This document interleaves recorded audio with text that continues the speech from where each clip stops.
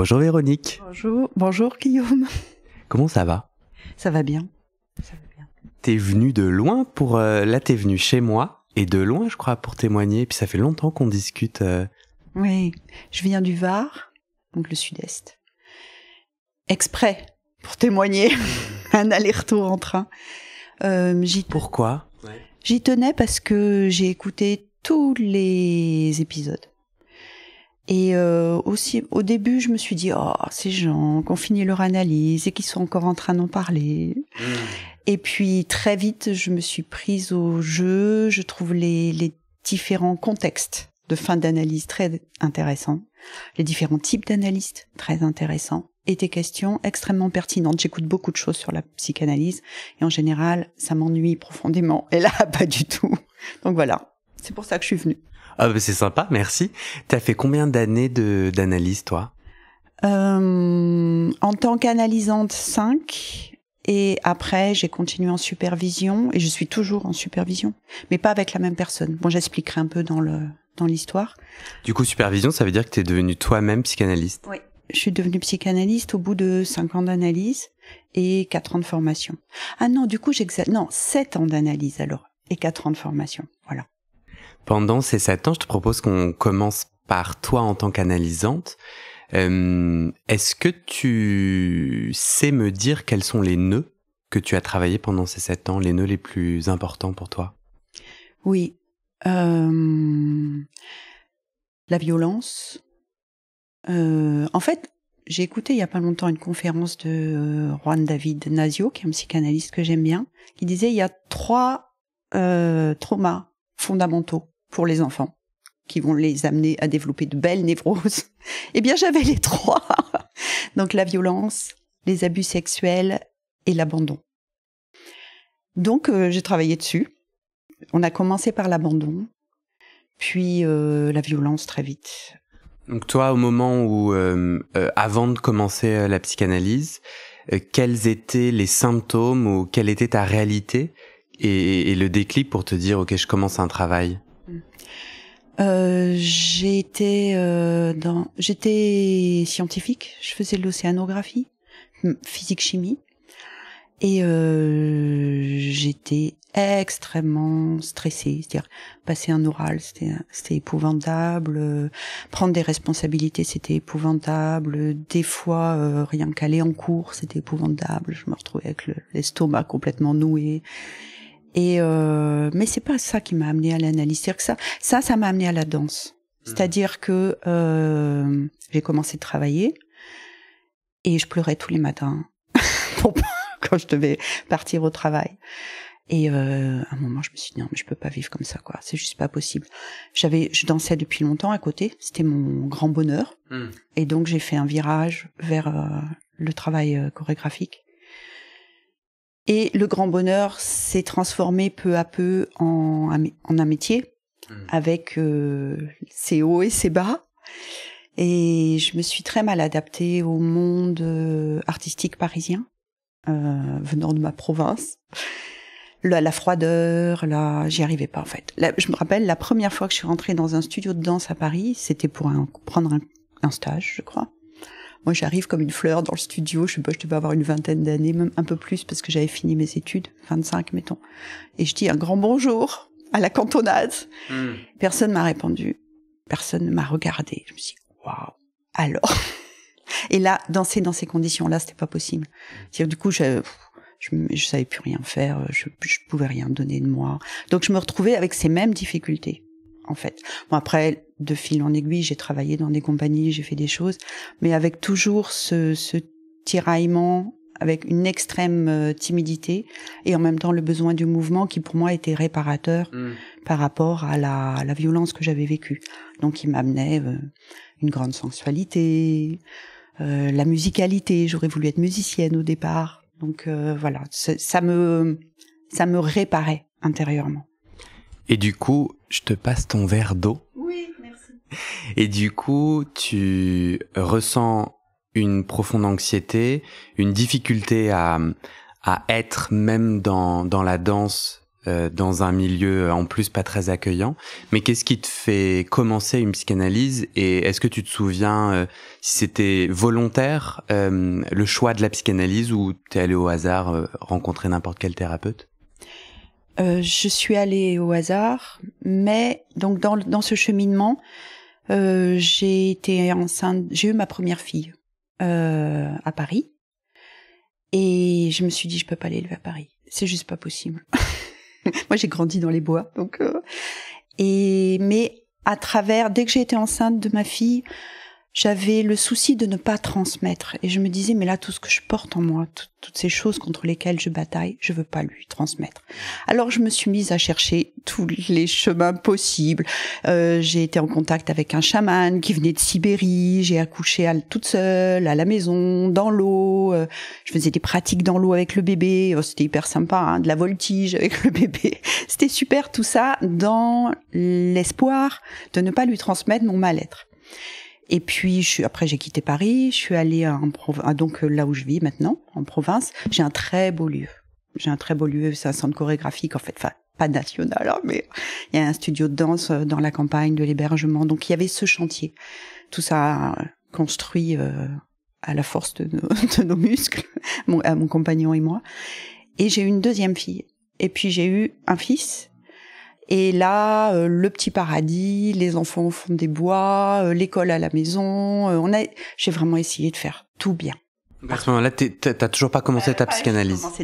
Pas commencé d'analyse. Et là, j'y viens. Quand elle a eu 14 ans, ma deuxième fille, anorexique. Très, très, très anorexique. Hôpital, réanimation, enfin c'était... Et pour moi, l'énorme baffe, en me disant, waouh, j'ai essayé de faire tout bien, ben ça a pas marché. Alors bien sûr, les mères se culpabilisent beaucoup, bon le père aussi, mais bien sûr, dans la culture, il y a vraiment ce truc des mères.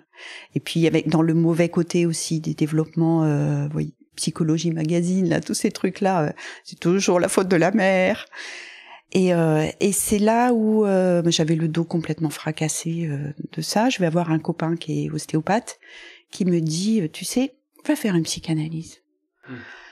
Ta fille, c'est elle qui va trouver ses solutions, mais il faut que tu sois costaud à côté pour l'accompagner. Va faire une psychanalyse. Et je suis ressortie de là en me disant, j'ai pas envie. Ça va être un truc de bourgeois. Je me suis retrouvée avec quelqu'un avec son grand fauteuil qui m'a fait mais encore, j'avais pas envie. Mais je suis allée quand même. Et j'ai découvert quelqu'un qui avait effectivement un grand fauteuil, mais qui parlait, qui était extrêmement cultivé. Et donc j'ai commencé mon analyse comme ça. Je l'ai choisi au hasard. Après, je raconterai. À la fin de mon analyse, je me suis rendu compte que c'était pas du tout un hasard. Mais au début, voilà, c'était un peu ça. Et au bout de 3 séances avec ce cher monsieur, je lui ai dit, vous savez, ça me fait rien du tout. Moi, j'adore venir vous voir. C'est comme si j'allais au cinéma. C'est ma récréation de la semaine. Mais je pense que ça sert à rien. Et donc, il m'a rien dit. Il m'a laissé avec ce constat. Je suis revenue. Et là, on a commencé vraiment de travailler sur les premières choses. Ça a vraiment été la violence de mon père. Donc c'est les souvenirs qui revenaient. Genre mon plus vieux souvenir, c'est mon père qui me tape la tête contre les murs quand je suis bébé. Enfin, des choses comme ça qui revenaient dans les rêves. Et ça, c'était au fur et à mesure. Donc une fois par semaine, tu allais t'allonger ou assise? Allongée. J'étais très vite allongée. On a dû faire 2 ou 3 séances en face à face et j'étais très vite allongée. Et rien que le fait d'être allongée et de dire ce qui te passait par la tête, t'as fait rêver et t'as fait remonter des souvenirs à partir desquels tu pouvais travailler, c'est ça? Ouais. C'était une reconnaissance de la violence que tu avais subie, mais qui était en toi, mais sur laquelle tu n'avais pas mis des mots, c'est ça? Voilà, c'est ça. Alors, je savais bien sûr consciemment que mon père avait été violent, mais j'avais pas pris la mesure de l'impact que ça avait eu sur moi, en fait. Les danseurs, ils disent jusque dans mes cellules. Et puis de la façon dont ça avait conditionné toute ma vie jusque-là. Dont, par exemple, les études scientifiques. Ça faisait longtemps que je voulais être danseuse. À 15 ans, je voulais être danseuse. Et mon père, il m'a dit, si tu veux danser, tu vas être une pute, tu fais ta valise et tu t'en vas. Et puis à 15 ans, qu'est-ce que j'allais faire? j'avais peur de l'immensité de l'inconnu, donc je suis restée. J'ai fait mes études scientifiques. En même temps, c'était aucun regret par rapport à ça. C'est-à-dire que ça m'a donné une structure de la pensée qui, justement, m'a très certainement permis aussi après de réembrayer sur les études de psychanalyse et de rédiger des textes, de réfléchir, enfin voilà. Avant qu'on continue ton chemin de psychanalyse, j'ai envie de te poser d'autres questions sur pourquoi la psychanalyse, parce que tu fais tout un chemin, tu vas chercher différentes façons de prendre soin de toi et de ta santé mentale. Et là, cet ami-là, cet ostéo qui dit fais une psychanalyse, il y a plein de thérapies différentes, courtes, et puis des différents courants. La psychanalyse étant assez spécifique. C'est vraiment un hasard, il t'a dit fais une psychanalyse, donc t'as tapé sur internet psychanalyste et pouf, mais tu ne savais rien du divan, tu ne savais rien des particularités de la psychanalyse avant de te lancer. Non, j'y suis allée même vraiment à reculons, en me disant c'est un truc de bourgeois, c'est pas pour moi. Et t'as pas essayé d'autres formes de thérapie en parallèle, t'as pas... Avant, j'avais fait tellement de choses. Ce qui m'aidait pour la pratique artistique, en fait, il s'agit quand même de plonger au fond, le plus profondément en soi. Et je crois que j'ai passé, au début de vraiment mon engagement artistique, j'ai passé 2 ans à pleurer. Tous les jours. Je rentrais dans le studio de danse, je pleurais. Mes amis avec qui je travaillais, ils m'appelaient La Fontaine. C'était devenu un peu, ils essayaient de détendre un peu ça comme ils pouvaient. Et puis bon, voilà, ça a été une exploration du coup qui s'est faite pour l'art. Je détournais un peu, comme si je n'osais pas dire que je le faisais pour moi. Je le faisais pour l'art, pour que quand j'aille sur scène, ce ne soit pas pour crier ma douleur. On s'en fout, les gens ils viennent pas voir un spectacle pour voir la douleur des artistes qui sont sur scène. Donc d'ouvrir en fait la palette et d'explorer toutes sortes d'émotions. J'ai fait du théâtre aussi, ce qui m'a beaucoup... c'était très intéressant par rapport à ce travail sur les émotions. J'ai beaucoup dansé dans une compagnie de théâtre. Et là, j'ai fait plein de sortes de thérapies. En fait, en gros, j'ai un peu tout essayé.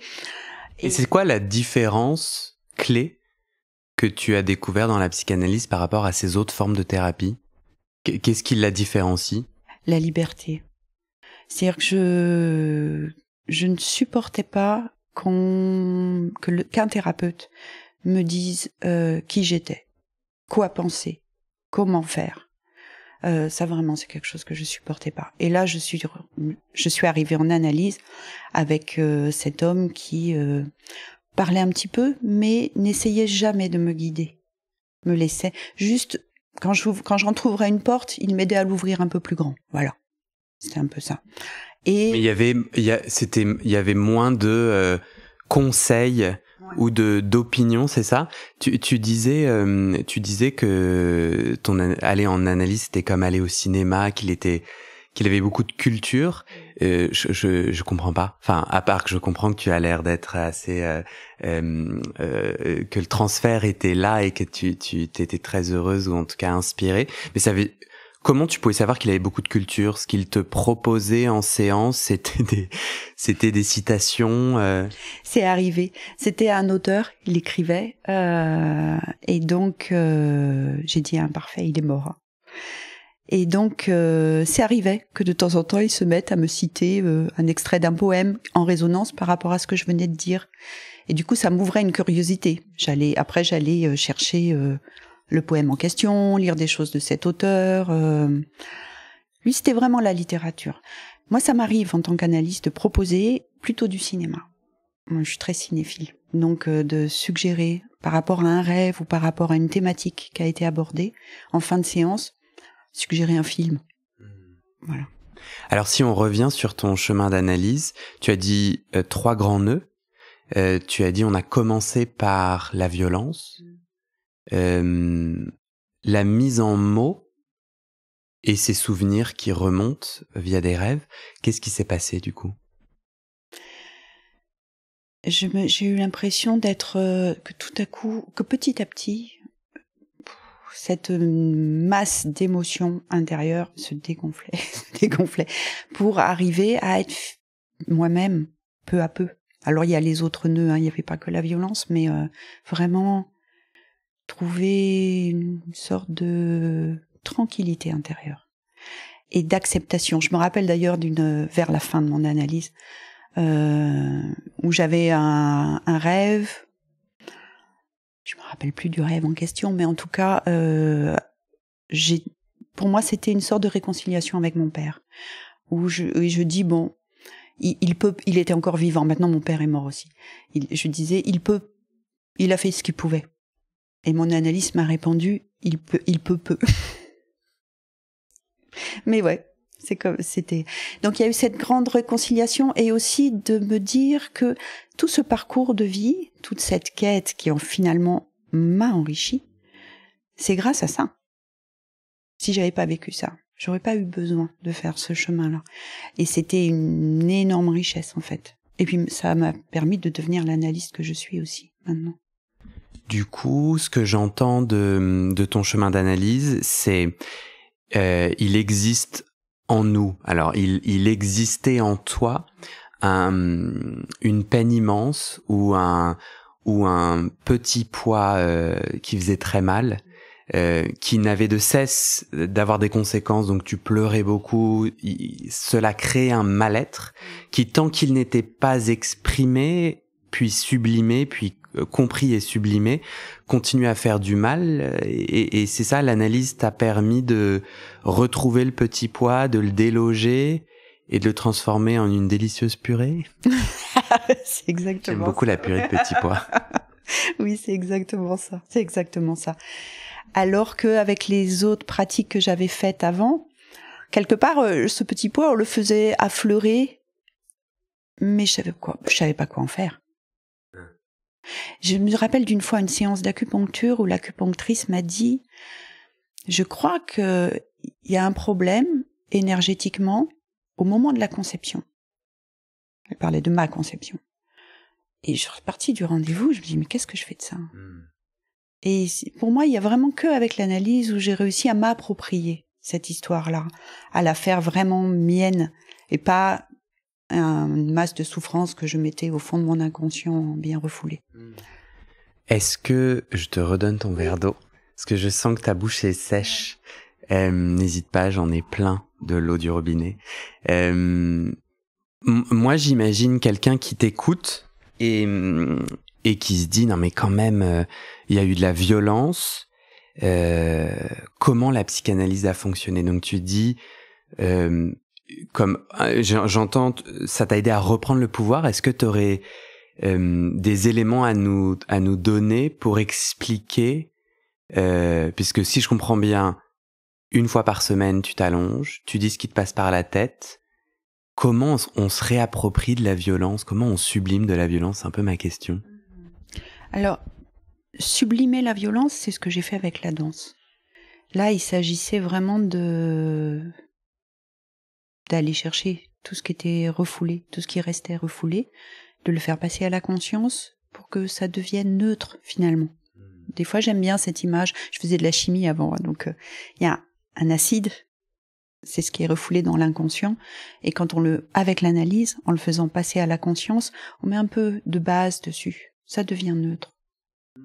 Ça, et c'est une mémoire, c'est quelque chose que nous avons vécu, mais qui n'agit plus sur notre présent et notre avenir, j'espère. Et je travaillais beaucoup avec les rêves. En fait, il m'avait demandé si je pouvais essayer de me rappeler de mes rêves, si je me souvenais d'un rêve, de revenir avec un rêve pour la séance suivante, et ça a marché direct. Et, ça veut dire, à partir du moment où il t'a demandé ça, tu t'es mis à rêver. Je me rappelais de mes rêves, mais tous les jours. Et ça continue. Et donc, on analysait un rêve ensemble.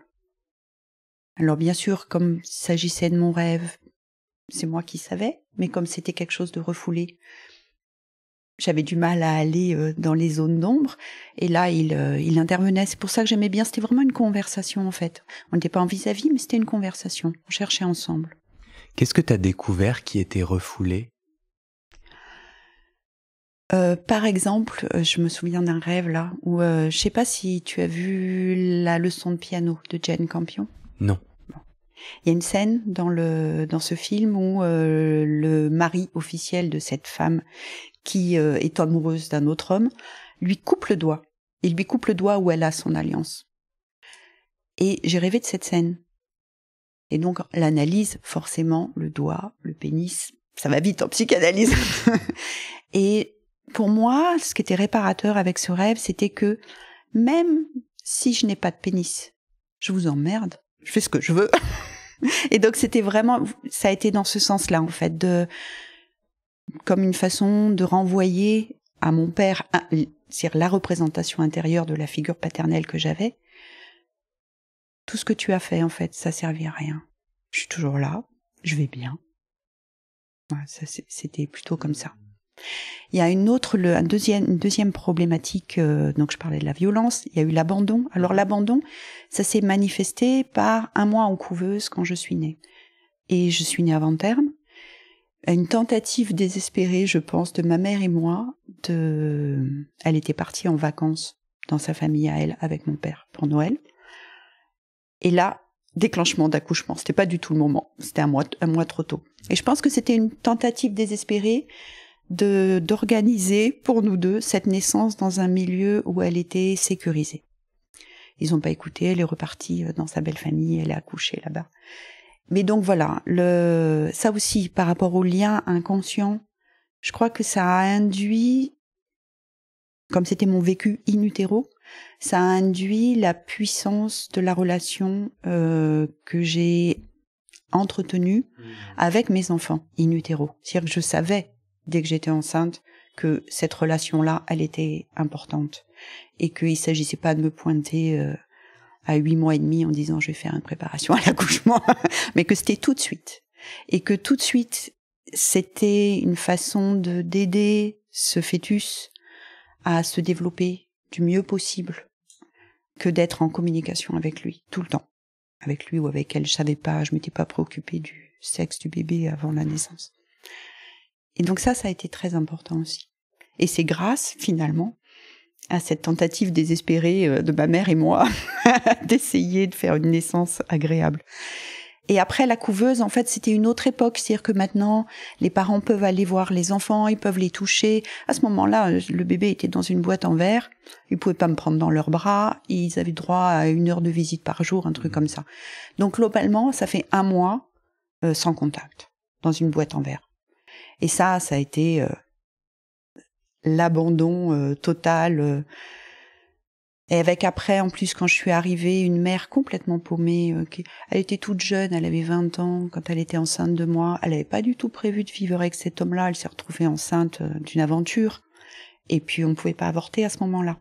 Donc, elle se retrouve mariée avec un homme qu'elle n'a pas choisi, qui se révèle très vite hystérique, tyrannique, violent. Enfin, elle était complètement perdue, la pauvre. Donc, le lien avec moi, même après, c'était pas simple. Vraiment pas simple pour elle. Et en plus, elle est un peu idiote. Je suis pas gentille, mais c'est vraiment quelqu'un de tellement simple, elle a aucun discernement. Voilà, embarquée dans la vie, moi elle se laisse faire, elle suit des trucs, mais pas de discernement. Et ça, tu me racontes une histoire, c'est important pour toi de savoir si c'est vrai ou faux? Imaginons une baguette magique, tu es omnisciente, tu sais tout et tu découvres qu'en fait le fait de pas avoir été touché pendant 1 mois n'a aucun rapport avec le reste. Est-ce que on s'en fout après tout? Est-ce que toi tu dis non Guillaume, c'est vrai? Alors j'aurais tendance à dire non Guillaume, c'est vrai. D'accord. Mais on s'en fout après tout. Ce qui compte, c'est que ce soit vrai pour moi. Ouais. Et que toi, ça a vraiment débloqué, décliqué des choses. Oui, ça a du sens énormément pour moi. Et que du coup, le fait de prendre conscience de ça, parce que par exemple, alors, avec la danse au début, avant d'avoir des enfants, j'avais pas ce qu'on appelle d'ancrage. Donc j'avais très peu d'équilibre. C'était à cause de ça, en fait. Et plus tard, en faisant mon analyse, j'ai fait le lien. disant ah mais bien sûr c'est pour ça. Et le fait d'avoir des enfants a réparé finalement le bébé que j'ai été. Et j'ai eu, quand j'ai repris la danse, j'ai arrêté de danser pendant 10 ans pour m'occuper de mes enfants. Quand j'ai repris la danse, mais je tenais, il y avait pas de problème, je pouvais faire n'importe quoi, ça flanchait pas. Et du coup, je me suis dit, oh, mais qu'est-ce qui se passe? Et c'était ce pauvre petit bébé dans une couveuse, quoi, et j'avais des vertiges. J'avais des vertiges, c'était horrible. Et des rêves, enfant, quand je m'endormais, des murs qui s'éloignaient comme ça, et de me sentir dans mon lit, mais il y avait dans une immensité au milieu. Et c'était flippant, ça me réveillait en sursaut toutes les nuits. C'était vraiment flippant. Et ça aussi, la couveuse. C'est puissant comme cette mémoire, elle est là depuis toujours. Et je travaille beaucoup maintenant en tant qu'analyste avec le transgénérationnel, en psychogénéalogie, mais j'adore. Et donc, un autre nœud de mon analyse, ça a été à peu près, au bout de 9 mois, à peu près d'analyse, vraiment 9 mois, c'est très symbolique, c'est important pour moi, les grossesses. Je lui ai dit à ce cher monsieur, je dis, bon ben voilà, tout va bien, je vais arrêter. Et il m'a répondu, vous savez, il y a des gens qui viennent me voir pour se cultiver. Je dis, ah, j'aime bien la culture, j'aime beaucoup la culture. Donc j'ai continué, mais finalement il a bien biaisé. Je pense qu'il avait bien cerné, bien sûr, il avait cerné qui j'étais. S'il m'avait un peu, je vais dire titillé sur le fait que j'avais pas vraiment fini le travail, que ça aurait été bien de continuer, je sais pas si j'aurais continué. Là il a ouvert une porte sur la culture, ça me laissait toute ma liberté. Ok, j'y vais. Et donc j'ai continué. Et qu'est-ce que j'allais dire? Tu allais parler de ce troisième nœud. Tu as parlé de la violence, de l'abandon, et au début, tu as dit qu'il y avait 3 grands... L'autre, c'est le troisième nœud. Ah non, ça y est. Ce qui est venu à partir du moment où donc j'ai accepté de continuer pour la culture, dans tous mes rêves, il y avait une femme.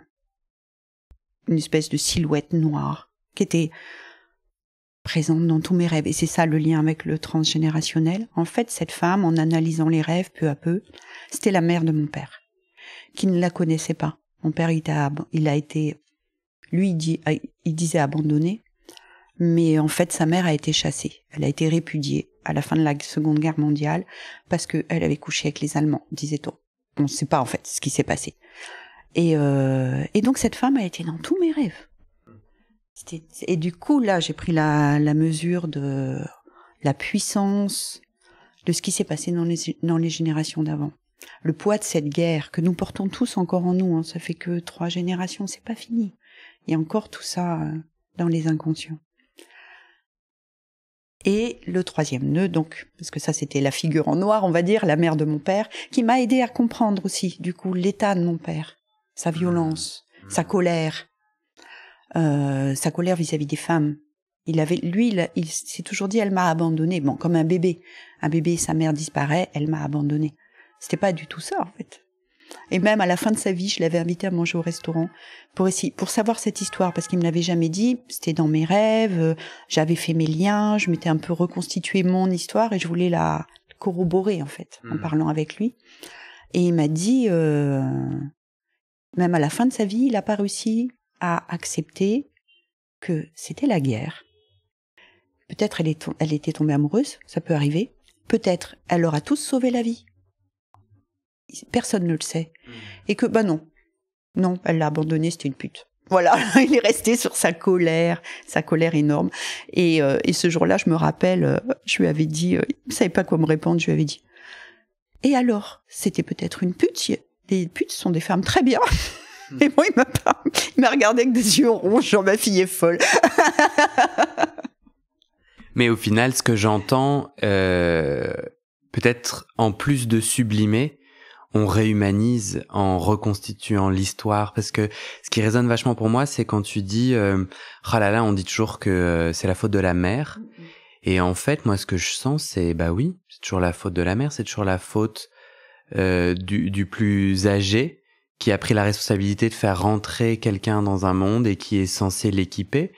Et en fait, il y a ce fantasme à double tranchant de la mère parfaite qui habille aussi, je trouve, les mères qui m'entourent. Elles ont l'air quand même d'aimer cette puissance, d'aimer cette puissance de donner la vie et de conduire. Mais en fait, qui vient aussi avec, non, parce qu'on est tous des petits êtres humains avec nos limites, nos traumas passés, et donc, on va réussir et fauter en même temps. Oui. Et du coup, j'ai l'impression que c'était la faute de ton père, c'était la faute de ta mère, qui était trop simple, ton père qui était violent. Oui, c'était la faute en fait de ce parcours de vie. C'est juste qu'on est des humains. Voilà, c'est juste qu'on est des humains, c'est ça. Je dirais pas que c'était pas la faute de mes parents. J'ai eu un parcours de vie de ma conception où déjà il paraît qu'il y avait raté jusqu'à maintenant, qui m'a amené à être cette personne-là. Et peut-être que ce que j'essayais en tout cas moi, ce qui résonne pour moi, c'est cette idée que la psychanalyse, en mettant des mots et en faisant ressurgir des choses, tu parlais refoulées, on réhumanise ces autorités ou ces gens dont on attendait tellement et qui, en tant qu'enfant, continuent à nous peiner parce que ce père qui ne comprend pas, qui reste dans cette colère face à sa mère, en fait, c'est un être humain qui a son propre chemin et j'ai l'impression que nous, on reste enfant et qu'en psychanalyse, on essaye de devenir son propre parent et de laisser ses parents être dans la galère universelle de l'humanité et donc avec les hauts et les bas et toutes leurs limites, non ? Oui, tout à fait. Je suis 100% d'accord. Je précise souvent d'ailleurs en consultation, en tant qu'analyste du coup, que quand les gens attaquent leurs parents, attention, il s'agit de la représentation du parent que vous avez en vous, de la représentation inconsciente. Il ne s'agit pas de la personne. Votre père est sûrement un homme charmant, votre mère aussi. De toute façon, comme tu disais, ils sont humains avec leurs failles. Il y a certaines de leurs failles que vous avez intériorisées et qui vous perturbent, vous empêchent d'être vous-même. Il s'agit de ça, hein. Il s'agit pas de la personne. Pour pas rentrer dans le truc vraiment à la Woody Allen tout ça, c'est à cause de ma mère. C'est pas le problème, on s'en fout en fait. Et justement pour moi le chemin d'analyse c'est quand on avance, c'est d'arriver vers mais on s'en fout. C'est même bien en fait que ces parents-là aient eu ces failles-là. Okay. J'ai l'impression que j'ai pas entendu le troisième nœud. Oui, alors le troisième nœud, ce sont les abus sexuels. Et ça, c'est revenu très tard dans le travail d'analyse. Et je me rappelle plus exactement les rêves. Mais ça a commencé avec cette histoire du doigt coupé. Et alors, parce que j'avais complètement, à part, j'ai eu des abus sexuels quand j'étais adolescente. Ceux-là, je m'en rappelais. Mais petite, je me rappelais, mais pas du tout. Rien. Et le dernier, le plus vieux, il n'est revenu à mes mémoires que très récemment, suite à une petite intervention chirurgicale, truc très bénin. Et au réveil, ce truc-là est revenu, je me suis dit, mais c'est incroyable. Donc, tu veux raconter de quoi parles-tu ? J'ai été abusée, ou si je vais raconter, c'est assez drôle. J'ai été abusée, je devais avoir 5 ou 6 ans. J'étais dans la même chambre que mon frère. Et donc, mon père, il ramenait un peu tous les SDF du coin, il les ramenait à la maison. Il avait ça, moi je trouvais ça assez sympa. Il rendait service, c'était un de ses bons côtés, j'aimais bien. Bon, il picolait beaucoup, il ramenait un peu les piliers de bar. Ça, je m'en rendais pas compte, petite. Et donc, visiblement, il y a un des hommes qui l'avait ramené à la maison qui a dormi plusieurs nuits dans notre chambre, à mon frère et moi. Et ça, je le sais en posant la question à ma mère, parce que moi, j'ai eu ce souvenir qui était plutôt une sensation, en fait, une sensation douloureuse dans le vagin. Et du coup, j'ai posé la question à ma mère, parce que ça faisait un petit moment que ça tendait à revenir. Et elle me dit, elle me fait hurler de rire, parce que ça, c'était il y a pas longtemps. Elle me dit, ah oui, c'est vrai, alors, tu sais, vraiment, ce type il dormait dans votre chambre, et même ma belle-mère, elle avait dit, vous devriez pas le laisser dormir avec les enfants. Et elle avait pas, c'est là où je parle idiotement, c'est cette façon aussi quand il y a pas eu d'inceste pour moi, mais quand il y a des incestes dans les familles où le conjoint, que ce soit un inceste de la mère ou du père, le conjoint ne voit rien. Il y a une forme de déni. En fait, inconsciemment, ils le savent très bien. Mais il y a un gros déni. Et donc là, c'était ça, en fait. Et même maintenant, elle m'a dit ça. Ah bah ouais, c'est vrai, c'était bizarre quand même. Il était bizarre, ce type. Mais voilà, ça s'est arrêté là. Et mon frère, donc je sais pas, lui, s'il a été abusé ou pas. Mais en tout cas, même s'il n'a pas été abusé physiquement, il était témoin. Et de ce jour-là, et ça aussi, c'est quelque chose que pendant longtemps, je me suis demandé, mais pourquoi il faisait ça? Toutes les nuits, il tapait sa tête dans son oreiller, il se faisait ch'pouf, ch'pouf, ch'pouf. Et là, quand le souvenir est revenu, je me suis dit, ah, mais c'est ça. C'est horrible d'être témoin. Donc voilà. T'as pu lui en parler à ton frère? Non, j'en ai pas parlé à mon frère. J'en ai parlé à ma mère. Mon frère, je l'ai pas encore vu. Mais il faudra que je m'en parle, bien sûr. Oui, je crois. J'ai un peu du mal à parler avec mon frère. On s'adore, hein, parce qu'on a été très solidaires. Quand il y a finalement une famille dysfonctionnelle, soit les enfants ne se supportent pas et se cognent dessus, soit ils sont extrêmement solidaires. Nous, on a été solidaires. Mais maintenant, il est parti il est complotiste, il est QAnon, il est catho-intégriste, il y a beaucoup de choses, j'ai un peu du mal. Donc j'ai du mal à communiquer avec lui, mais je sais que ça, je vais lui dire. Qu'est-ce que mettre en mots ces abus sexuels a changé pour toi concrètement dans ta vie au quotidien? Ça m'a aidé parce que donc il y en a eu 5 ou 6 des abus sexuels. Ça c'était le premier. Et ça m'a aidé à enlever toutes ces réticences que je pouvais avoir avec la sexualité, en fait, à profiter de vivre pleinement ma sexualité. Ma sexualité elle n'existait pas. J'allais avoir un rapport sexuel pour faire plaisir à mon compagnon, puis parce que c'était agréable. Mais voilà, ça s'arrêtait là, quoi.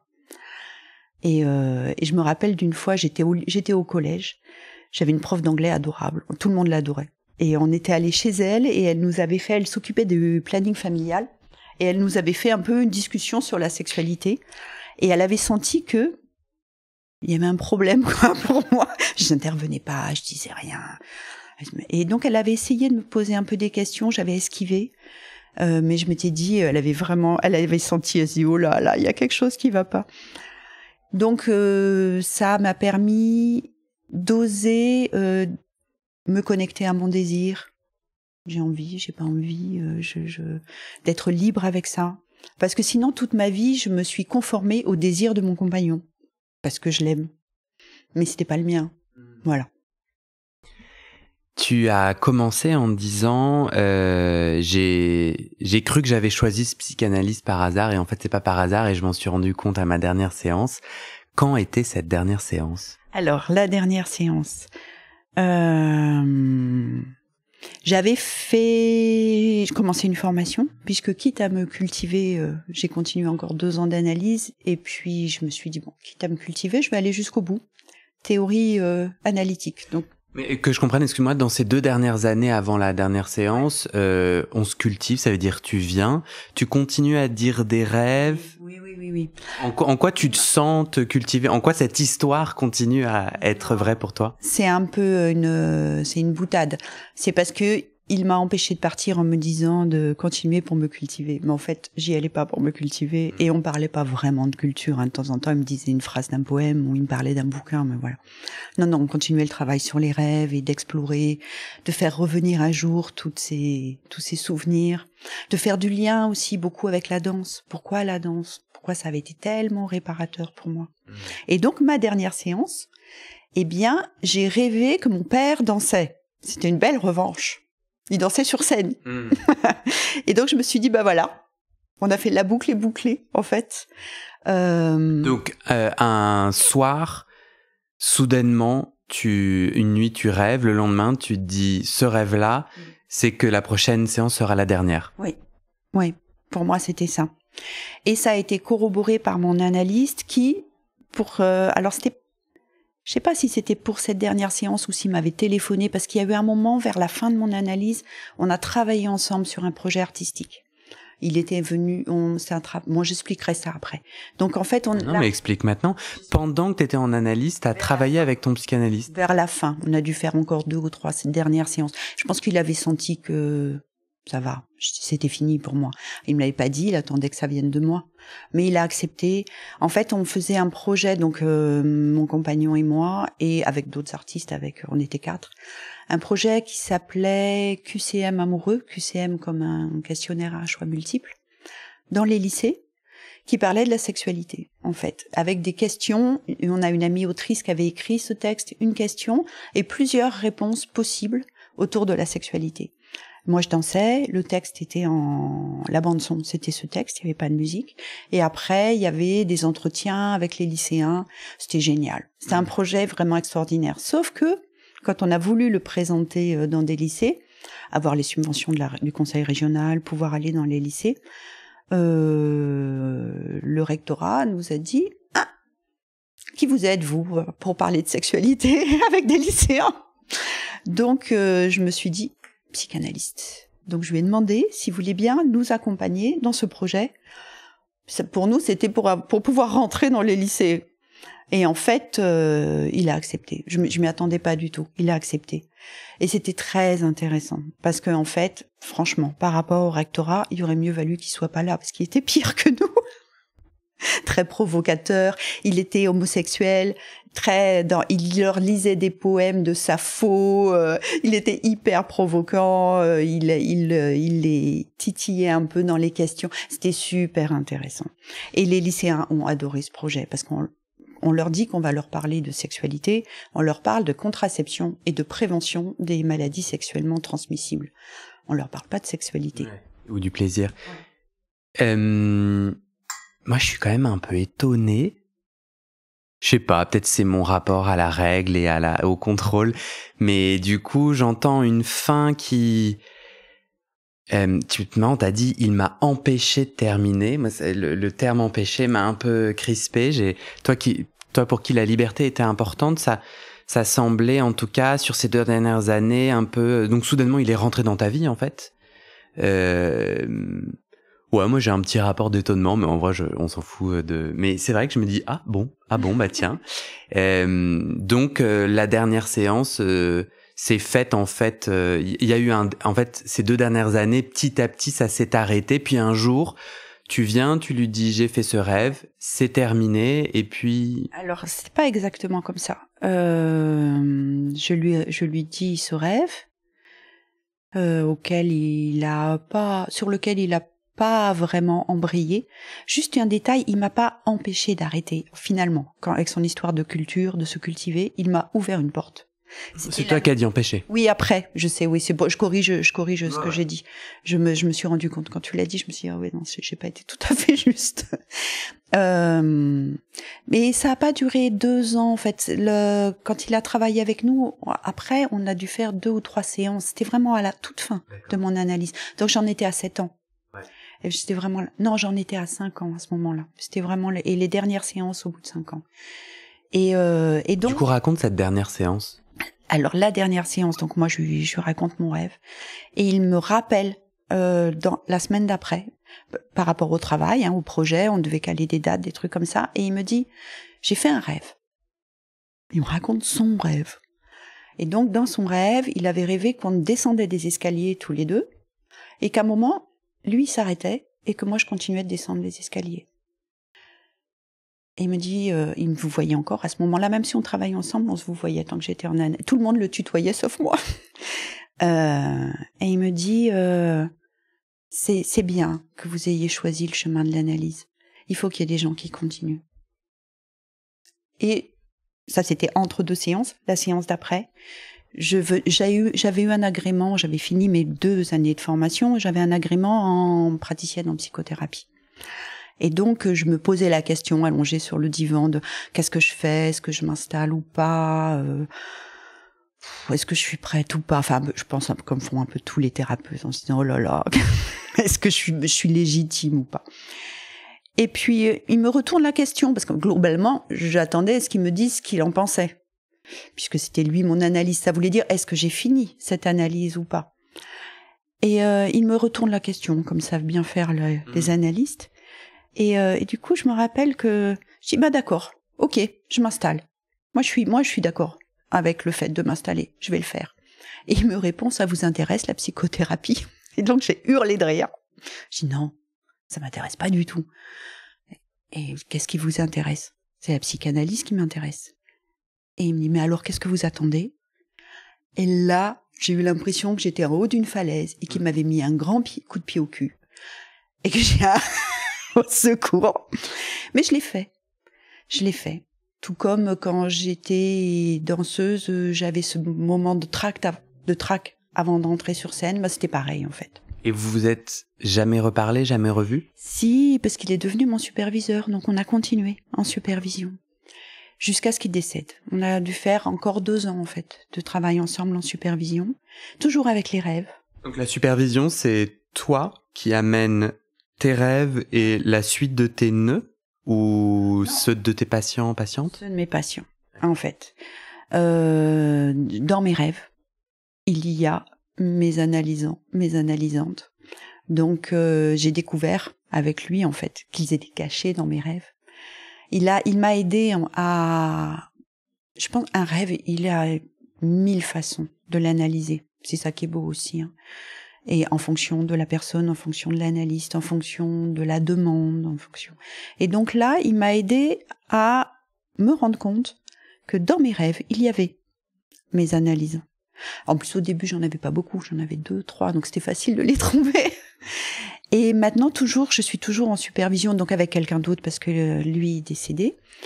Et j'ai toujours mes analysants et mes analysantes dans mes rêves, et j'adore ça. Est-ce que tu peux me raconter la toute dernière séance avec cet analyste avant son décès? Je m'en rappelle pas. Je me rappelle d'être allée le voir à l'hôpital et d'un long moment de silence où je m'étais pas allongée à côté de lui, on n'était pas intime à ce point-là, mais je tenais sa main, j'étais un peu inclinée, je tenais sa main. On a dû rester 1 heure en silence comme ça. Pour moi, voilà. C'était ma dernière séance avec lui. Et pardon, pas avant que j'oublie, et le nom. Justement, je suis allée voir cet analyste au hasard, et à la fin, je me rends compte que c'est pas un hasard. Cet homme se prénommait Jean-Pierre. Mon père se prénommait Jean-Pierre. Et j'ai vu sa plaque pendant 7 ans. Non, pendant 5 ans. Je me rappelle plus si, bon, peu importe, 5 ou 7 ans. J'ai vu sa plaque 1 fois par semaine.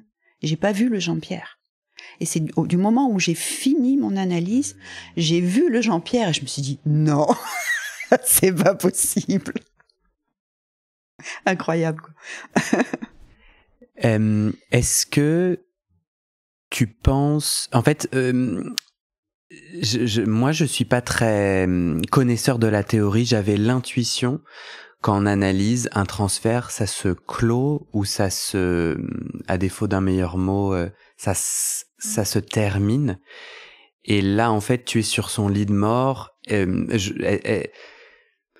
Est-ce que c'était un ami, un oncle, un père, en fait, ou tout ça à la fois, mais le transfert, c'est pas clos autre? Je l'ai clos toute seule après. Il s'est pas clos de son vivant. D'accord. Alors, il y a eu une première étape de son vivant qui était que cet homme avait coupé, enfin non, il avait 3 fils qui avaient coupé avec lui, donc c'est pas lui qui avait coupé avec ses fils avaient coupé avec lui. Et quand il a été sur son lit de mort, je me suis débrouillée pour retrouver la trace de ses fils, pour qu'il les voie avant de mourir.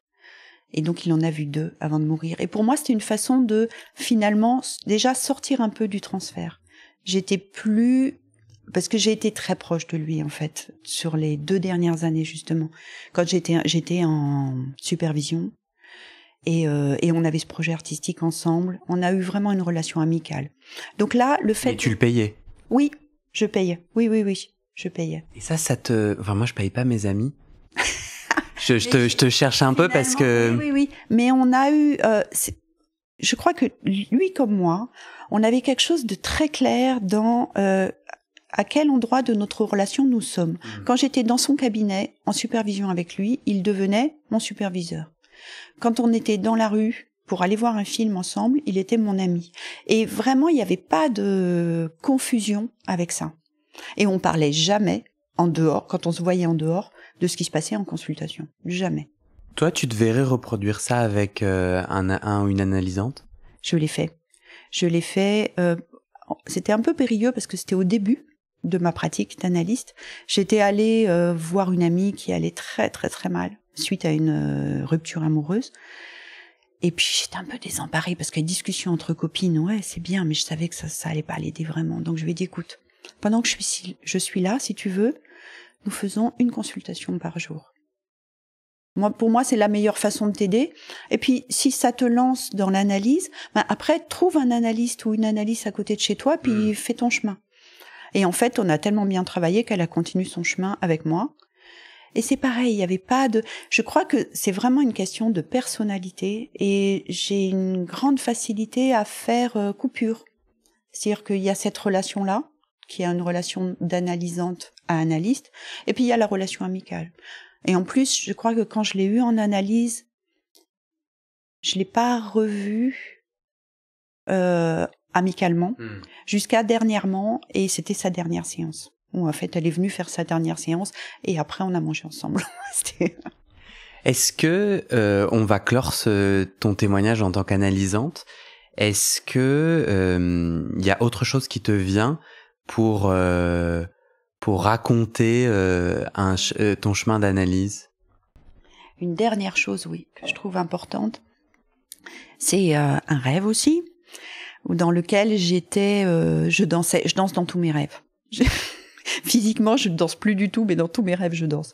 Donc je dansais dans une forêt, et au milieu de cette forêt, il y avait une clairière, et je n'allais jamais dans la clairière. Et dans la clairière, à un moment, viennent des grosses bagnoles, vraiment les BMW, Mercedes, des trucs noirs, un peu milieu, un peu mafieux.